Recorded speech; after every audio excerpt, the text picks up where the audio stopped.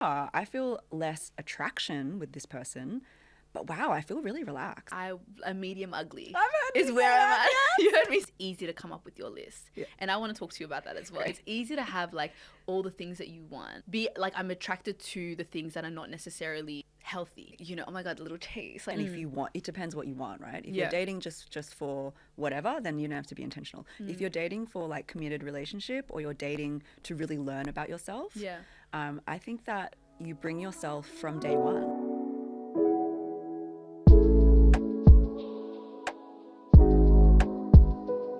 What's up, guys? It's your girl Wintana, and you're tuned into the Bittersweet podcast. And today we are in Sydney. As you guys know in the last episode, we're just recording episodes out here in Sydney, which I'm loving. I love the space. Shout out to MIK Made in Katana. They've offered this really beautiful setup. It's really nice, just loungy vibe. So big thank you to them. This week we have a really, really exciting guest. As you guys know, we are like a lifestyle pop culture podcast, but I would say 75% of the conversations here are relationships. We're talking about how we're navigating in relationships. The streets are looking ghetto. The girls are struggling. There's just dilemma after dilemma going on here. And so this week we have Susie Kim, who is a relationship and intimacy coach for individuals and couples seeking deeper connection and a richer relationship to self. So welcome. I'm so excited. You don't understand. I am excited to have you here. I'm so honored to be here. I'm so excited to be part of your podcast. Thank you. Every time I come onto this, every time we speak on relationships, it's me and just like it's people that are going through the same thing. Yes. So to sit here with an expert and you understand it from a different perspective. Yeah. This is what we need, because I can't keep having the same conversations. It's like the blind leading the blind out here. It's really a struggle. Yeah, it's just like, So, you get the tea, but yeah, I'm like, let's and we're just decode like, the tea. What Yeah. did he say? How did he say it? Reread that. Oh my God, it's too much. So I'm really excited to have you on. Before we get into the episode, I'd like to do a little icebreaker. Great. So this one is called Myth or Fact. I'm going to give you a few scenarios and you tell me if that's if it's a fact or a myth. All right. So opposites attract and make the best relationships. Yeah, it's like it can be a fact. Okay. Yeah, it can definitely be a fact. But it's not a myth. It's not a myth. Okay. Yeah, it's 'Cause not, you know how people say it's that, not like, the 'cause I only feel- way. It's not the only. It's not the only way. Yeah. Because people say that all the time. Like, you need to find someone. Well, opposites attract. So then I feel like sometimes that can be a catfish statement, because then you're seeing somebody like, he's not like me at all, and No, you I end think up. it's natural to be drawn to complementary qualities and to go, wow, that's really interesting. And so there is an attraction, and it's like, it's just a polarity. It's like, wow, you're like Yeah. that. You're so loud and comfortable, and I'm not like that. That's so impressive. And I think that it can work really well. Yeah. Obviously, you also have your clashes. Yeah. You know, yeah, but yeah. for sure it can work. It can work. Yeah. Okay. A good relationship should always feel easy. No, myth. Okay. Myth. Really? Myth. I think that relationships will always have an element of work. Yeah. And that just is a fact. But I think that good relationships always have an underlying note of like ease. That's what I want, because it's Yeah. not It's like not an easy. uphill battle though. Not always an uphill battle, but sometimes you're going to be in the uphill part of it. Okay. But even within that, a good relationship, you'll have still some way of feeling connected, even though you're feeling lonely and mad at the other person. And all of those things are very normal, obviously, in a relationship. Yeah. But are you still like reaching out and knowing that you're each just going through it, Yeah. but you're still connected in some way. And then Yeah. there's like because I had this conversation with a friend recently, and we were talking about how sometimes you're just like, I don't know if there's that gut feeling where you're like, okay, this really feels like I shouldn't be here. But then you're like, logic comes in and you're like, oh, but they're a great guy. And, like, is this my trauma, or is this me getting, like, how do you differentiate that, right? And we were just trying to figure it out. But then we were talking about couples that we know that are in successful relationships. And I almost feel like the difference is like, the end goal for them is we're trying to work it out at the end of the day. There's not that feeling of, I think I want to let it go. Yeah. Is that true? Yeah, I think, okay, so on the gut feeling thing, Yeah. I really think like how trustworthy is your gut feeling is a question. Well, I mean, how do we know that? I think you know it by experience. Okay. Right. And I think that something like your intuition is something that gets honed. And when you're in, say, a trigger, then your intuition maybe is a little bit more, it's a bit off. But if, that's why a lot of people go away and they take space and they figure out like, okay, what is it like away from this situation? What do I really feel? And then, yeah, there's this resounding feeling of actually I'm in the wrong place. And that's actually something that I deeply know. And you get good at feeling your gut feeling, right? And you get good at distinguishing, is this a trigger or is this like a wound, or is this actually, no, this is that deep sense of like, I just know This is not for me. this is not for me. Right. So there's that. Yeah. But I kind of lost the other thread of what you're talking about. Good. No, that was it. I said couples who wait, which one was Oh, it? no, A they're good always gonna relationship work it should always- out. Yeah, it should always be easy. Well, yeah, I just think that like I really want people to know that relationships are work, like especially once you start going through life transitions and you have children and it's all work because like every healthy relationship still brings up your childhood wounds. Like everyone has them, right? Even if they're a bit lighter, it's a bit less, but everyone has them. Everyone has like unfinished business is what they call it in therapy, right? Okay. Like you will always Yeah. attract someone who brings that up in you. Yeah. But I think that healthy couples can always, like, they don't resort to some of the more sort of extreme behaviors where you're really turning away from your partner or you're really like throwing the relationship away over nothing, or you're not having like extreme reactions. You're able to kind of stay in it together. Yeah. So Couples who fight a lot are doomed to break up. no, myth. Okay. Okay. myth. Okay, talk to me. Okay, so it depends. The research shows that some couples, Yeah. they fight a lot, but they're quite happy to fight a lot because their disposition Okay. and the way they were raised means that like fighting is nice for them. So even though they fight, they're not really in stress. Like it's like they're Okay, fighting, it's but they're just- not yeah. distressed. Yeah. So on the outside, it looks like they're bickering all the time, but they're actually quite happy doing that. So that Interesting. it's Is it that- like when I'm thinking of like me and my sisters. Yeah. Like we're always, it's like, but then later, but people Yeah. will be like, "Whoa, that was intense." Like, oh, that's fine. That was just. that's just how we talk. Yeah. What do you mean that? Yeah. No, that was fun. Right. But then I will say, like, if you're fighting all the time, but it's causing you a lot of distress, yeah, that's not great. That's not good. Yeah. So it comes down to like it's an individual experience, or like it comes down to like how you're fighting yeah. and what your disposition is. Okay. You know, Okay. Love languages are key to a successful relationship. I think they're one of the good frameworks. Sorry, I feel like Yeah. everything I'm saying is No, like, it like depends. it's all there. Yeah, no, but I feel like I get it because I think I get what you're saying by that. Sometimes we equate it all to this one thing. Like we know about love languages. These recently, your attachment style has become like this. It's like Huge, this like almost like a trend, right? And we all talk about it and think we understand it, and then we're like, oh yeah, I'm just like a what is it, disorganized attachment. I'm like an avoidant, anxious avoidant. Yeah. So I'm trying to understand myself to this like by using this one phrase. Yeah.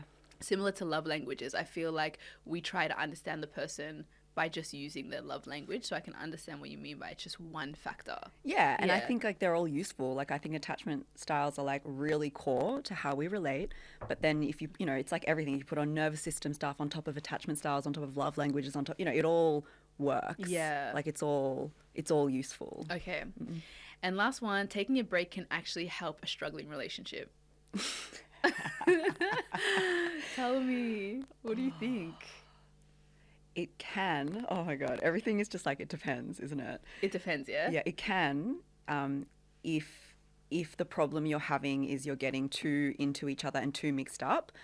So I'll just give like a small example. I would say like if couples have a problem with conflict and they're just getting into it, those fights where you just get into it and you're both triggered, they go nowhere. Yeah. So I will always advocate for, hey, before you just get into that spiral where you know exactly what happens and you just end up hating each other, interrupt that, take a time out and go do something like where you can regulate yourself or go connect to someone else or go for a walk or something. Yeah. So so that's like a small example of like, yes, take a break. Yeah. And sometimes that applies to a couple where it's like, yeah, take a break, just reassess. Yeah. If you've just been in this vicious cycle for a long time, just to like feel into like, what do you actually want from a relationship? What do you actually value about this person? Because you're not actually able to see them because you've just been fighting so much. So I think that it can help. And I would recommend like spending some time maybe with a therapist or a coach or someone like you really trust to really reflect. Yeah. And then sometimes if you take, like, I think also the rules in that time as well, because if you take the break and you're just out here sleeping with people or you're doing, you know what I mean? Yeah. It's like, okay, well, Yeah, you how need to are we be gonna come like, back? Yeah. like Your reflecting. intention needs to be Yes, right. yes. That was the last one. Okay. But yeah, I wanted to get into so much with you. I wanted to talk about like breaking toxic cycles in relationships, knowing when to walk away, understanding your self-worth. I think there's so many things to relationships. I don't know if we overcomplicate it. I don't know if the dating scene is just like really bad right now. Well, I think that I like to think of dating and relating as like the growth journey. Like the whole thing is a growth journey. The whole thing has like all these opportunities for you to like deepen in your self-awareness and also your like how you relate to love. Like what is love to you? Yeah. Like you're constantly being shown by the relationships that you have. So I mean, to me, it's quite exciting. It is. I mean, like, we didn't really talk about this, but you're someone, we spoke a little bit off camera, and you started, what I read was that you were getting to a point where you were just getting blocks in your dating life as well, right? And so you, like, what even got you into doing this on this level? Yeah. So, I actually, from when I was very young, I had this big fear, even as a child, that I would never be able to be in a healthy relationship and that I would never be able to be a healthy mother. And obviously I didn't have the greatest relationship with my mother and I felt pretty alienated from my parents. And like I was actively, like my family actively were like, oh, we don't know where you came from. You're so different to us. Really? Do you have siblings? I have one brother. Okay. Yeah. But my brother, my dad and my mum, they're all kind of introverts. Was your brother like the good brother, like the good boy in the family? Sort of. Okay. He wasn't naughty, but he wasn't like good. Okay. Like he's neurodivergent, like he's like an international chess player now. So he was kind of good in that he was sort of like a genius, but he was kind of not good in that he wasn't following the script of the older brother either. Yeah. So I kind of was like the naughty younger child, but I was also the good older child. The good child, yeah. So I was kind of doing both. Yeah, I understand. Yeah. I feel like I'm the same too. I feel like I rebelled. There was a point where I rebelled. For such a long time, I was like the good girl. Like the one that was like, my older sister was a bit more of like the rebel. Yes. And then I was just like, make sure everyone's good and then make sure everything's like, everyone is like happy and this and that. So yeah, I can relate. Yeah. I was like the rebel, but then, I did law at uni, right? Which is a good thing to do. And then I started dating in high school. So I had like a 4-year relationship in high school. Yeah. And it was so hard. And then after that relationship ended, I had like a series of other types of relationships or shorter relationships or whatever, and it was just so hard. Like I've been cheated on a couple of times. I've been in one emotionally abusive relationship, and every single time I was like, oh, this is like it was heartbreaking. But I just always had in my head, I was like, no, I'm gonna learn how to do this. Like I literally was like, I need to figure out how to do this. Did you ever get burnt out from it, like just tired from dating? No, I didn't get tired from dating, but I was like on the floor being like, oh my God, I feel so terrible. Like get me out of here. I feel like I had like one really bad like dating experience in high school up until like maybe I was 21-ish. And then from there was like, just, I could never like, I feel like I never dated intentionally after that. Right. And I had one relationship where it was like the most intentional, but after that it was just like I didn't think about it. I'm just here for vibes, a good time. And that's where now I feel like I don't think I know how to date properly. I don't think I know how to date intentionally, because for such a long time it was like really a traumatic relationship and then a series of just like me just kind of living life and then one relationship after that, and that I was like, I don't think I'm dating like in a healthy way. I don't think I'm dating in a way that's considerate of this person or whatever. It was just like, I'm here and we just clicked doing my thing and now we're like making it work, but now it's not working for me, and I don't know if I was being intentional to begin with. I don't know how I ended up here. Do you know what I mean? Are you being intentional now? And now I'm single. But like and now I'm trying to be. I'm not actively dating anyone now or dating, but I just feel like I don't know how to, I don't know, I think I'm just a bit like, like how do you date seriously? we can start at the breaking toxic cycles. Let's start there. Okay, just Because something little. I want to talk, just something small, something, light. Yeah. I feel like when I talk about, I'll talk about myself anyway. I think sometimes I can look at someone who I'm attracted to the things that are not necessarily healthy. Yes. So it could be like emotional unavailability. Yes. And then you're thinking, oh my God, the little taste, like, oh my gosh, the chemistry is just there. Yes. But really it's like, I can sometimes step back and identify that, these certain patterns are just like toxic, but you don't know, like, you're attracted to what you're attracted to. Yes. Right? So what is happening? Okay, so I have a real view on attraction as well. Okay. So which is a little bit controversial. I believe, and I've experienced myself, and I help people with this as well, that attraction is really based on like your modeling, your conditioning, what you were taught, society, your family, cultural values, right? All of these factors come and inform what your attraction is, right? Also your attachment blueprint, like all of these things are driving your attraction. Yeah. And if your attraction is taking you to relationships that aren't that fulfilling, I don't think you can really trust that attraction. And I think you can rewrite it. How do you rewrite it? Yeah. So I think that it goes from like what you're saying about being aware. So you first go, all right, so my natural attraction, feelings of attraction, they're not really leading me to the right people. So I can't really trust this. So this is not the thing that I'm going to follow. Yeah. Right. And then you start going, well, what would be better? Well, it would be better if I was with dating people who were more available, who were more consistent, right? Who were more mature and willing and like just basically able to show up in a way that might feel really restful for me. So I'm going to go for that, and I'm going to start to like train my body to like that, right? Or to notice what's good about that. And so often it's like this feeling of like ease, right? And relaxation, and going, I feel less attraction with this person, but wow, I feel really relaxed. So you'll feel something else that pulls you to it. Because I think for me, or you recognize, you look for something, and then you amplify it. You amplify it, yeah. Okay, so you have to almost train yourself to do that. So you don't think that there's natural like desire that just comes, that exists? What happens if like someone is like, they kind of like forward facing, it's great, you know what I mean? Like but you're not excited by it. Yeah, so I think, again, this is sort of like the intuition thing, right? It's like if you had really amazing modeling from your parents, really amazing healthy relationship, and it just happened that who you were attracted to was also a really healthy relationship, great. Yeah, go for it. Love that for you. Love that for no you. problem. Yeah. But if it's not, then you have to retrain a little bit, you know? And so I believe that attraction can be retrained, right? With intention. You know, because if you're like, I'm attracted to like kind of toxic dynamics, it's like, okay, let's retrain that a little bit and look for some of that natural chemistry, but you're kind of going beyond like whatever was drawing you here. Okay. Right? You've got to look beyond that to find the part of you that comes alive when there's something really healthy and nourishing. Because there is something there. It's just a bit softer. I've heard like conversations about that. I think it was Sierra actually, where there was a talk on when Red Table Talk was a thing. I don't know if you remember that. Yeah, I remember that. That's huge. That was a thing, Loved right? it, So Sierra was having a conversation, and she was talking about how she was with Future, who was her previous baby daddy, and she was like, it was like fireworks, it was exciting, there was all these feelings. But then when she found the man who she's with now, Russell, she's like, it wasn't that exciting feeling, but it was a lot more like safe and calm, and you get confused, you know what I mean? You're just kind of like, is this what I want, or is this? But she's just like, when you build on it, I guess like that's when,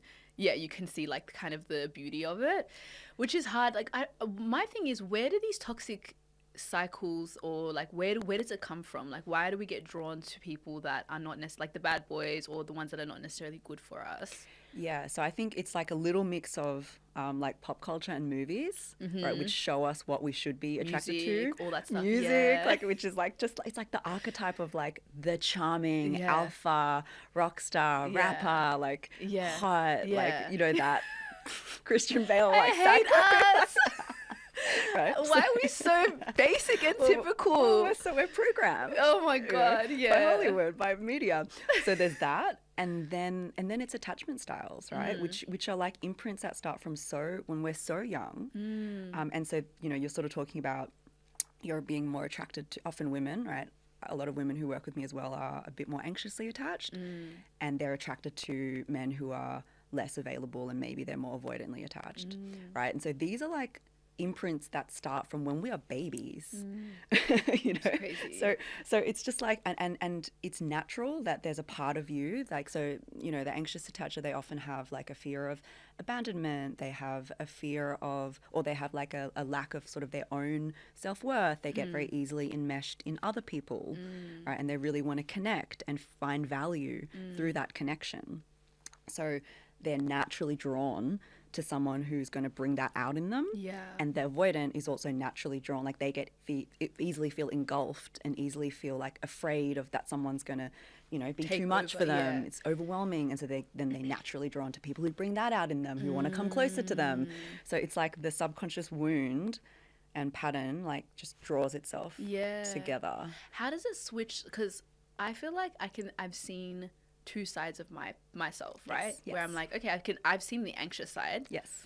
But then maybe it'll be like I'm anxious inside, but then I won't like always show that like, you know, like I'm gonna be a bit more reserved with how I show it, but I'm dying inside, right? As in because you're trying to control it? Control it. I don't want to be perceived in that way. Yeah. But then also I have seen myself in situations where I want it as far away as possible from me. Like I'm it there, flips. it flips, and I become like very avoidant. I'm reading through, I'm like, am I an avoidant? Like I'm looking at the traits or whatever the characteristics of it, and it's like I've seen that side. So why does that happen? Yeah, I see that happening a lot, and I actually think that where I see it more is with women who are anxious, but then they can kind of flip, and within a dynamic, it can sometimes flip because it goes back and forth, right? And so it's like you go close, you go close, you go close, you go close. And then at some point you're like, all right, I'm done. I'm not getting what I need. I'm out of here.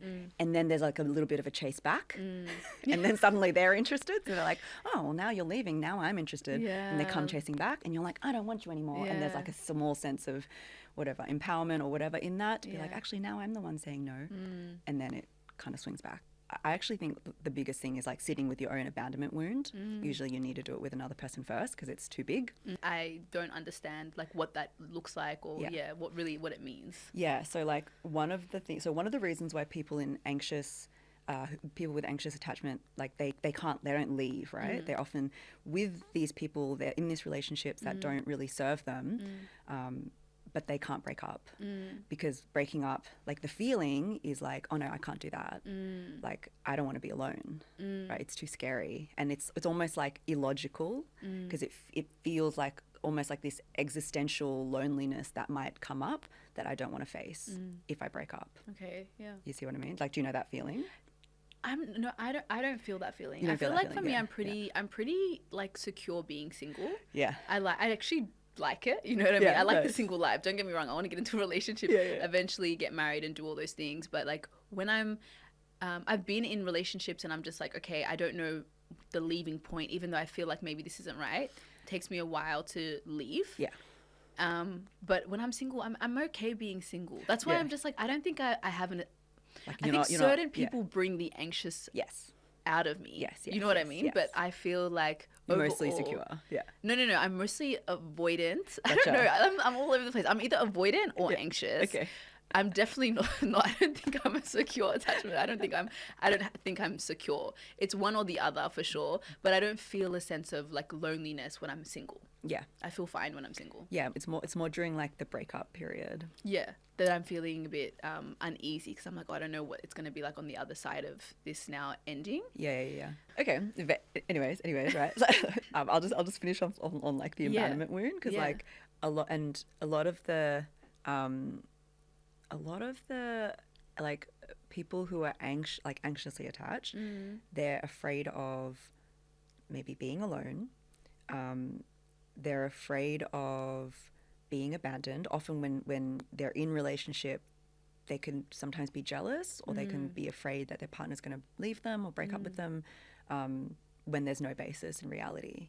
It's just like a fear that it can be quite intrusive, right? Like that just is a fear regardless of what your partner's doing. Yeah. And so anyway, that sort of all points down to the abandonment wound, which is it's just one of the core wounds. Yeah. And it's this fear of being left alone or fear Yeah. of being abandoned. And it can come from maybe literal abandonment if you didn't, if you grew up with a single parent and one parent wasn't around, or even just like experiences of like emotional abandonment. Like I think we're talking before, like our parents' generation, they provided for us a lot materially, and sometimes especially with Asian parents, definitely, like they didn't really provide or attune like emotionally. Yeah. They didn't really like do that in their culture. Like love is Same. food. Like we don't have, it's literally, it's very much, it's more tangible than it is like an emotional. It's like, I'm going to work hard for you. I've and done give you all food. this for you. This is how I love you. Yes. And I think we understand that. I think the first generation have this really complicated relationship with our parents where it's like, even though we know we didn't have certain things, we still can appreciate it. And I've spoken recently on the podcast where sometimes we almost feel like indebted to our parents. It's like, you've done all of this for us. Yep. How are we going to now give back to you? And so it's like, I know the feeling of like, I know you love me. I didn't ever really, maybe we didn't hear it all the time, or we didn't see it in the way that I guess, like, we're seeing it now, and how maybe we'd raise our kids. It'd be so different.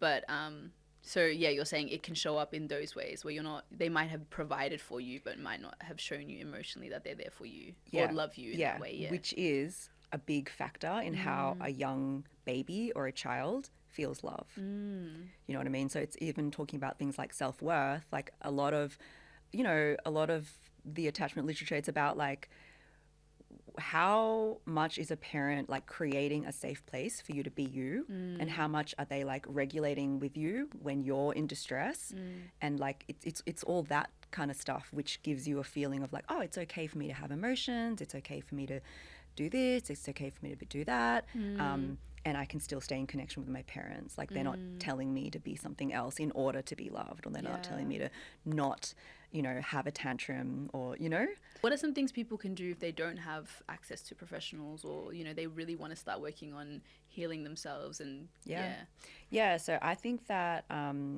because I have people come to me and they've like read all the books on attachment and it's amazing, and then they're like, well, what do I do with it now though? Like I know all this stuff, I have all this information, but what's the process?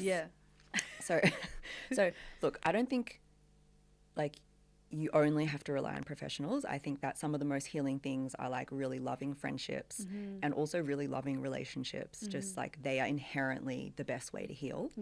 But it's really like going on your own self-awareness journey, so you understand what happens for you within intimacy, and then you kind of have to figure out like what is the thing. So like, I don't know, let's do an example. So it's like, if your wounding is to never ask for your own needs because maybe you grew up always helping your parents and always being a good girl and always like taking care of your siblings and always just being that one who's always like the helper and in charge. Yeah, you're triggering me right now. Like, talk to me. Then it's probably going to be quite vulnerable for you to tell even maybe your friends or your partner when you actually need help, right? And to share when you're down. So your practice is going to be, hey, actually, maybe I'm not going to hide behind this helper role all the time and being the one in control. Maybe I'm also going to bring, you know what, I'm feeling really down today and I could really use some company or whatever. Like it's something could be as simple as that. But it's like, what's the thing that's, not just playing into your conditioning, but really like bringing you in. Yeah, right? Which might feel quite uncomfortable. Yeah, I think it does. But I understand how like over time, when you build the habit of doing it, it can really be freeing to do something like that. How do we like? I think we always talk about the conversation around like knowing your worth and self-love and all of those things, right? And I know how important it is.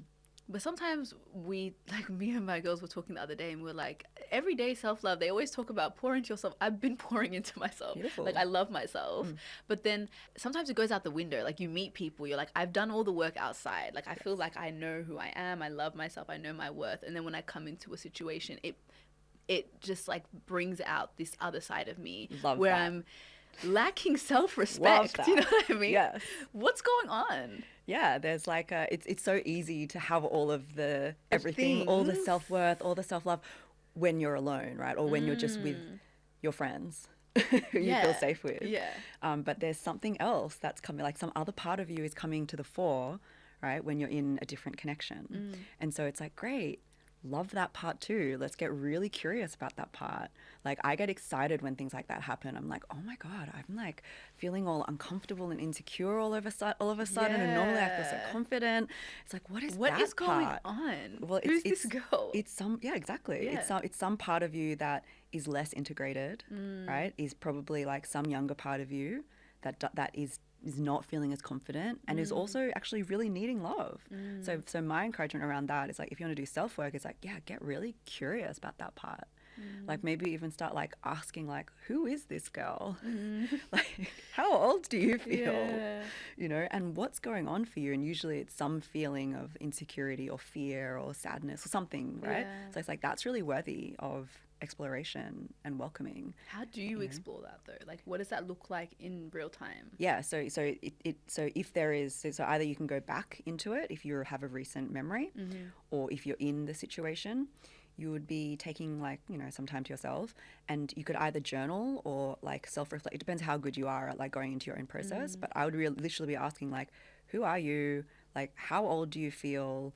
Like, what are you feeling? And when I've done this with myself, when I'm in active trigger, like, because I've worked with these parts so much, like I kind of know like, oh, you're really sad. You feel really small. You feel really overwhelmed. You feel like you don't really know what to do. Like there's like a, I kind of know this particular part of my, you know, inner child work, you could say. Bring it out, and show it a lot of compassion. Okay. Right? Because this is like a part of you. And generally when these parts come, we want to be like, ugh. Yeah, you're just kind of like, oh, I don't know, like, or I just don't know how to navigate right now. I don't understand what's going on, you know? And it's weird how you can be someone that's like super confident and you've got this side of you that's just, you know, you know yourself. And then this person who just like almost can't speak. Yes. Yeah. So that is so worthy. It's really just about getting to know that part too, because it's also you. You know, it's almost like a part of you that's frozen in time. And it's like, great. So let's bring her out. Let's see, what does this part that's so scared and doesn't even know how to speak have to show you. And the more you explore, like the more you get to know this part. And one thing sometimes I get people to do is to like say, hey, does this part know that you're like an adult and you're 30 years old? Like, that's what I'm saying. But how do you, like, I know what, I get what I can understand what you're saying. I think I'm just like struggling to understand like what's the process? Yes, the process is literally, when I'm working with people, I will get them to tap into the feeling, usually close their eyes, and then they'll usually find some sort of feelings in their body, and then I will kind of amplify and go into that feeling, like by being like, where is it on your body?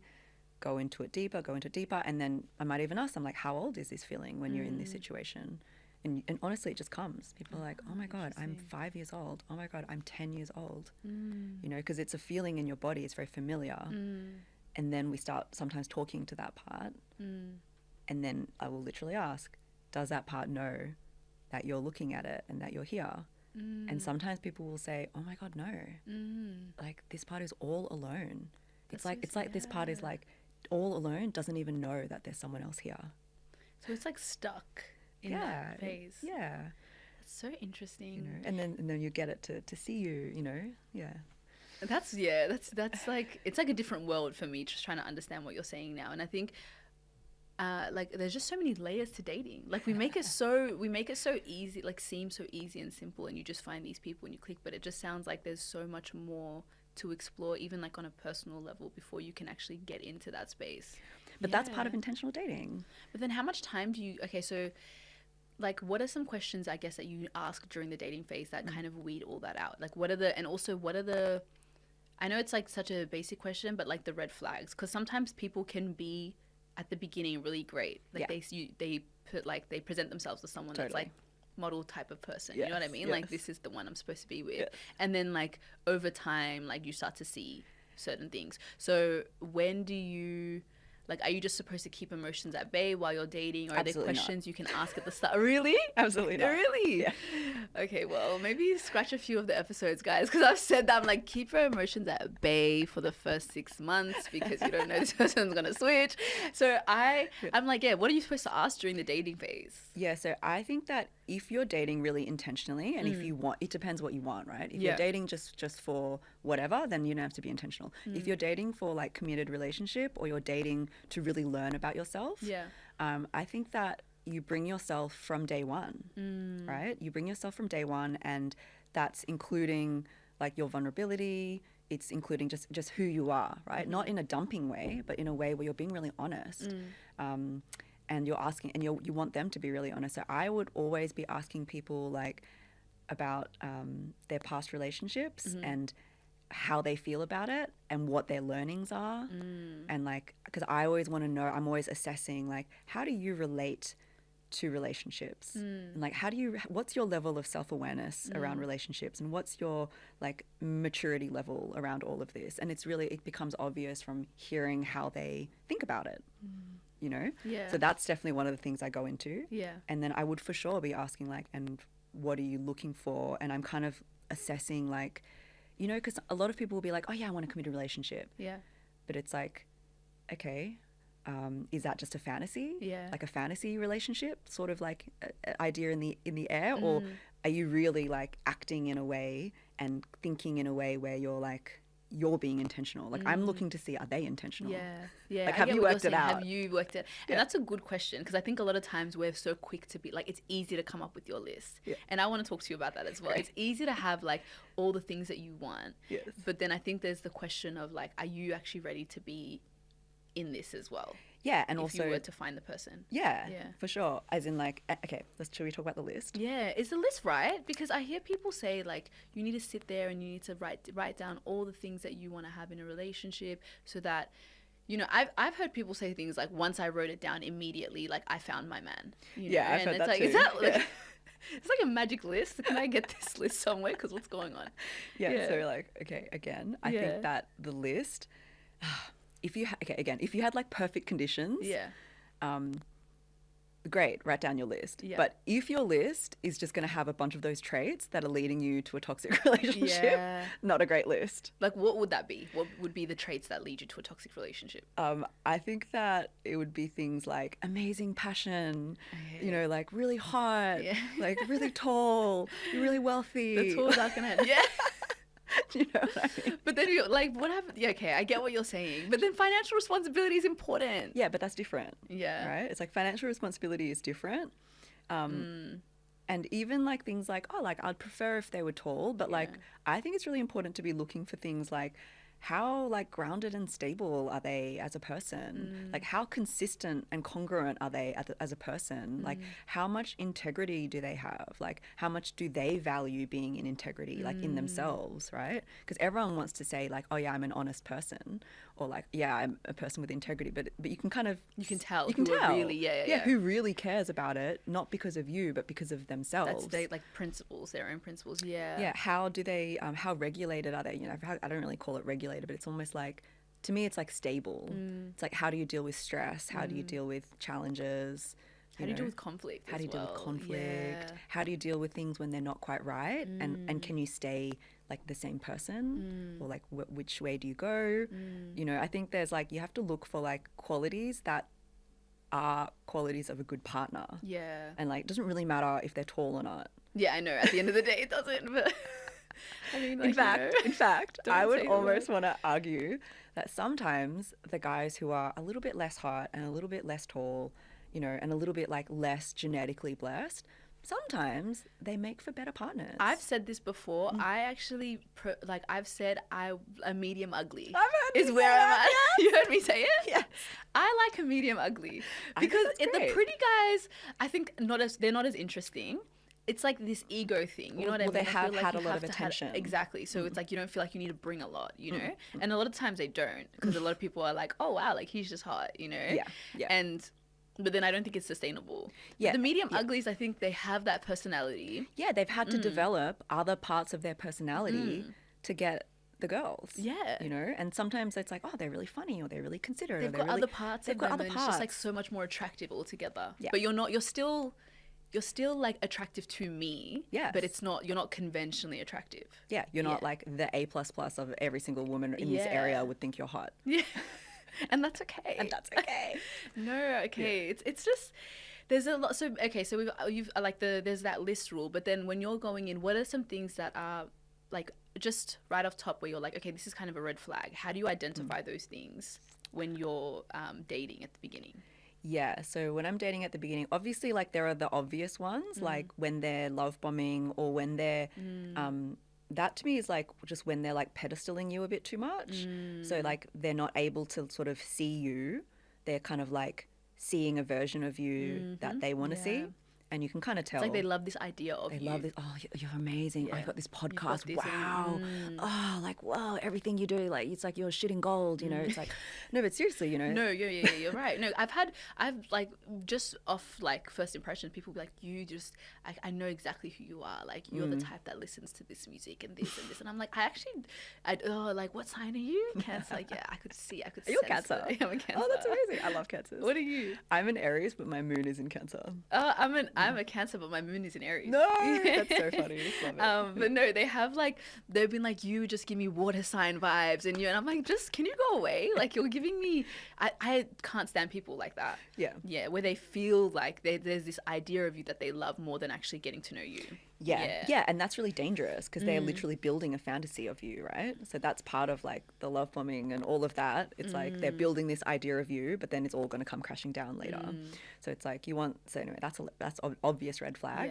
Another red flag, which I sometimes think is important to like look out for, is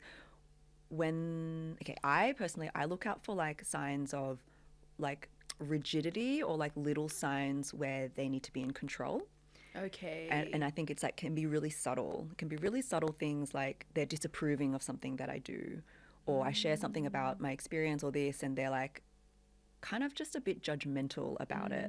Like, to me, that's a red flag. Because I want them to be open-minded and accepting and like cool with who I am. And if they're like that in the first few dates, it's like, suddenly then, do I have to shrink myself to be in your approval? You know, and I think that can turn into...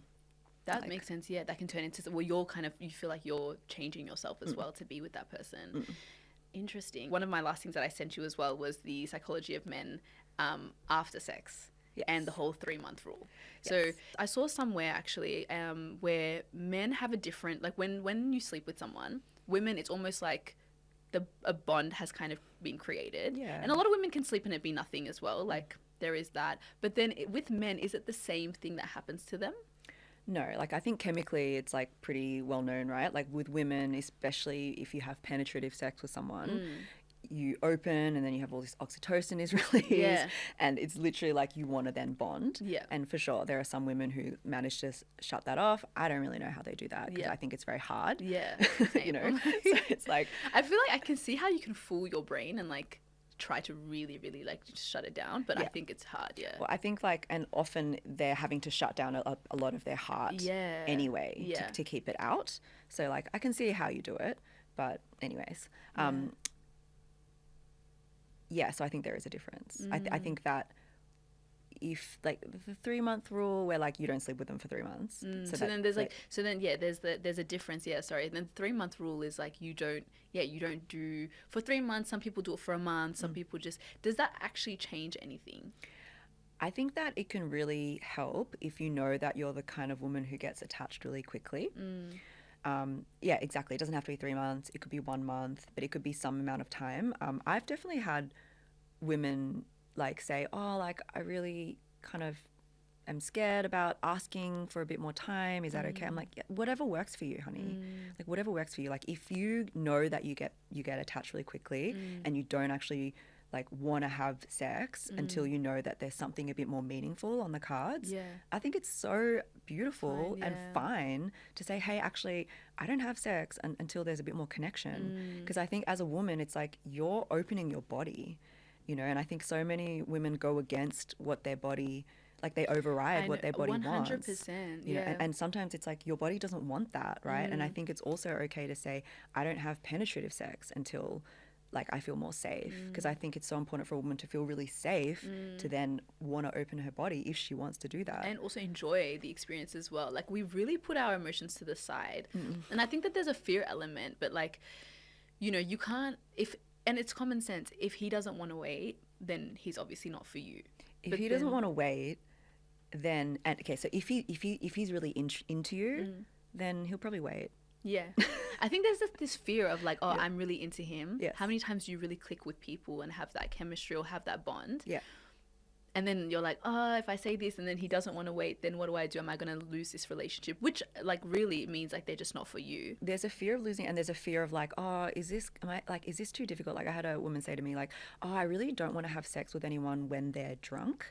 I just want things to, like, I don't want alcohol to interfere with that because I want that deep connection, and I feel like alcohol interferes. And I was like, she's like, but I feel like I'm being difficult to say to like my dates like, oh, like just by the way, if you drink, like I'm not going to have sex with you. Like it feels weird to say that, but I'm like, oh no. So the way to do it is you just drop into like how much more open and relaxed you would be. Yeah. Like if there isn't alcohol interfering, and then you just share from that place. So you're not like holding it out like it's some prize. Like you're not Yeah. like, oh, if you wait 3 months and I'll have sex. It's not like that. Yeah. You're not trying to like set them up.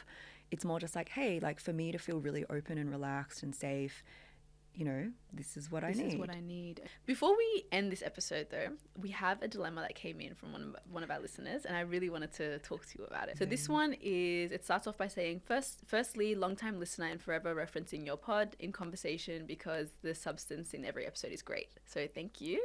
My question is about defining boundaries in a relationship. As an East African woman, recently unraveling stored trauma and discovering what my boundaries are, after unpacking all the ways being abused has led me to not connecting intimately with my husband and not knowing what I like and how to be present during intimacy. I'm curious to know how to begin expressing this and experiencing bliss, especially because he doesn't fully comprehend the impacts of my healing and the need for it in the first place. So I think like firstly, like, I mean, I'm assuming she's had conversations with her husband and he's not quite getting it. But I think it's really important for them to not just hear it mentally and go, hey, I've got all this trauma, this is what I'm unpacking, but for you to actually be in the feeling of it and in the vulnerability, and like so that he can feel the significance of what this means to you. Right. So wait, when you say be in it, what do you mean? So you're sharing from the place of feeling. So you're not just like, hey, you know, I've got a lot of this trauma. This is really significant for me. You're kind of like making contact with it with like the feeling of what it would mean for him to hold that space for her or have that consideration for her, and also the bigness of what the trauma is for her. And she'll just go, oh, you know, I feel like so sad and alone sometimes in this, and this is like so important to me, and I really, really like wish you could see it, and this is what it means to me, but like showing the emotion. Yeah, you know, it's very vulnerable. You have to be very vulnerable, which can be like quite scary, but it can be scary, but it's also like healing. It's so healing, and a lot of men, like they don't get, like they need to feel that to be like really moved, to really feel like, that's what it means to you. And then from then on, I think in terms of the actual intimacy part, you know, I know she wasn't asking specific questions about that, but it's probably like inviting them in like a very gentle way. Okay. Like I think some of the most beautiful stuff is really like a lot of things can be done without penetration.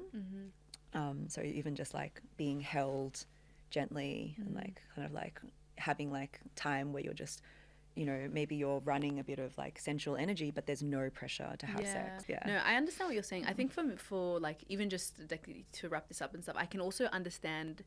I've been in a relationship where it can feel very difficult to explain what you're trying to say, especially if you don't know. Like if you don't understand where, you know, like, I don't know, like sometimes it's like you just know you're triggered by this, or you just know that this really upsets me, but you can't understand why. You're just like, this is, and so when you communicate that, you're just like, this really bothers me, it's da-da-da-da-da, and they just see it as like, okay, this is something she gets angry about, or, but they're not fully understanding the depth of it. Do you know what I mean? And so there's that, like, the mismatch or the clashing, and I think those are like the really difficult times in relationships where you're just like, I understand that I need to show you, I don't know how to. Yeah. I think, and in those times I think it is effective then for you to do your own inquiry or do it with a therapist or whatever, but like so that you can really, so that you know what the hell's going on. Yeah. You know, Literally, sometimes it's like you need to fix yourself, or like get to the point where you need to work it out. Yeah.